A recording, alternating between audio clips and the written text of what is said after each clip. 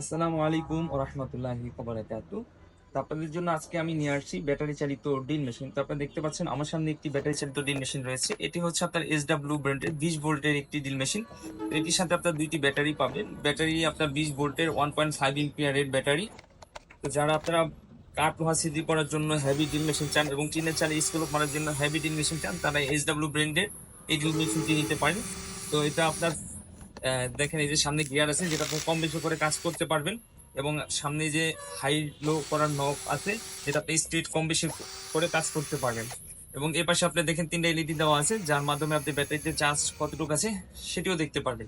তো এই ড্রিল মেশিনটির সাথে আপনার 2টি ব্যাটারি, একটি চার্জার আর একটি স্টার্ট বিট, এই এক্সেসরিজ গুলো পেয়ে যাবেন।